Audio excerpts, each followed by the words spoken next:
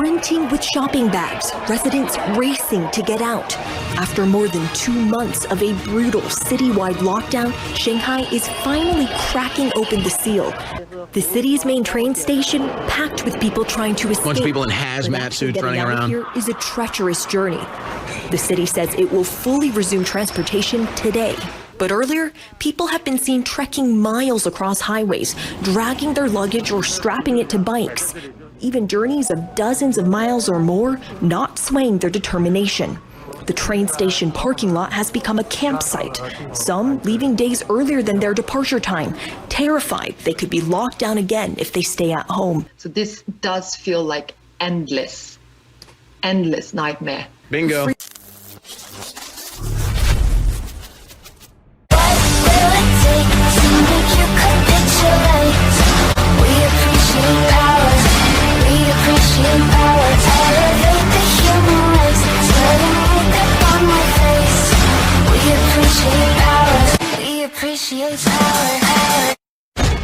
With artificial intelligence, we are summoning the demon. This broadcast is the tip of the spear. And we salute Tucker Carlson and others. Because if we don't expose the WEF's global plan to collapse the world economy for their depopulation goal of 2030, we have no hope. But if we have a mass awakening and epiphany to this, we can and we will win.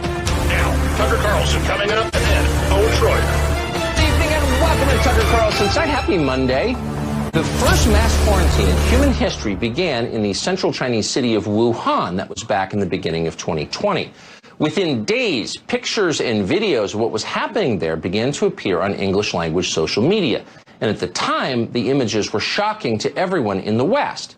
The Communist Party of China had effectively imprisoned 11 million people simultaneously. The citizens of Wuhan were confined by government order to their apartments, and those who tried to leave sometimes found themselves welded inside. Some of them starved to death. Authorities in hazmat suits dragged screaming citizens into vans and then drove them to internment camps. Watching this, you could barely believe it. China seemed to have gone insane, moving from authoritarian to dystopian in a single day. So this was the world's introduction to COVID-19, a virus we later learned the Chinese government itself helped create. Looking back, it all seems like a bad dream. COVID panic has now ended. The virus no longer constitutes a public health crisis in this or any other country. And it's clear in retrospect that government lockdowns, whatever their motives, in the end hurt far more people than COVID itself did. The much-touted vaccines, meanwhile, provided nowhere near the protection the drug companies had promised, and at the same time came with significant risks that even now have not been openly discussed. So at this point, knowing all this, as everybody does, countries all over the world are lifting their coronavirus restrictions. Next will come the apologies, and then, in the free countries at least, lawsuits and criminal charges against the people who did this. So we're just beginning to reckon with the nightmare that all of us have lived through, and it's impossible to imagine living through it again. But in China, they are living through it again. The government of China has just completely shut down the city of Shanghai. Shanghai is the biggest city in the country. It's one of the largest cities in the world. More than 25 million people live in Shanghai.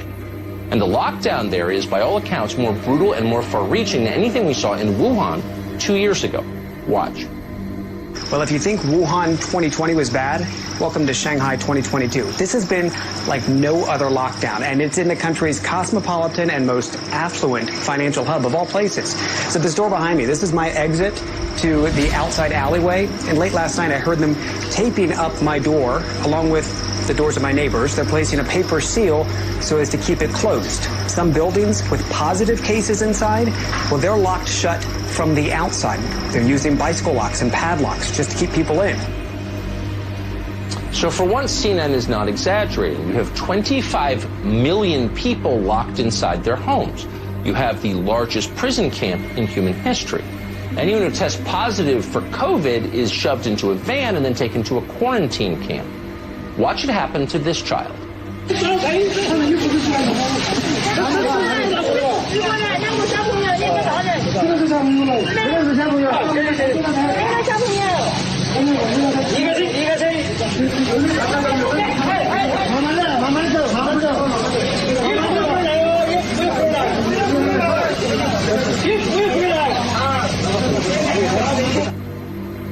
So where are those vans going? Well, here are pictures of a quarantine camp in China. The child you just saw may be there now. Many thousands of Chinese citizens are.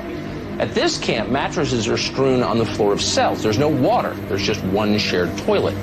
Just days ago, the inmates you see here were living ordinary lives in their own homes. Now they're in prison. What happened to the lives they left behind? What happened to the dogs and cats they left at home? Well, chances are Chinese police beat those dogs and cats to death on the street. That's happening tonight all over Shanghai, a mass slaughter of pets. Now, we hesitate even to show this to you. It's too horrible, but it's also real, and we thought you should know. A COVID prevention worker was caught on camera bashing to death a pet corgi.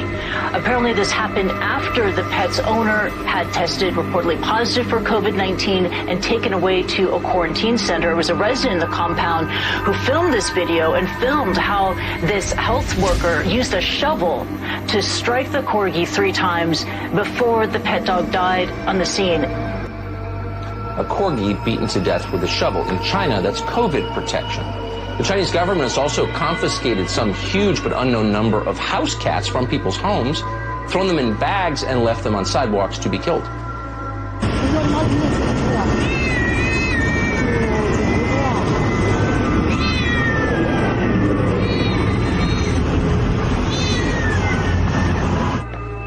Again, it was a tough judgment call whether or not to put that on the air.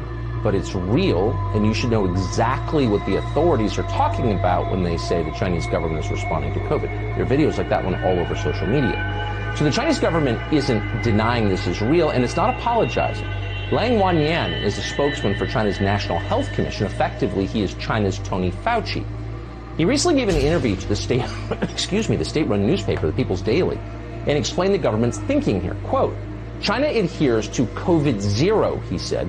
China's socialist system has a strong ability to organize and mobilize, which will help it ensure the success of the COVID-0 strategy.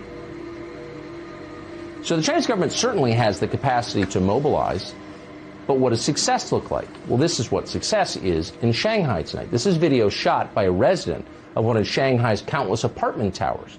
What you're hearing in this video are the screams of the people trapped inside.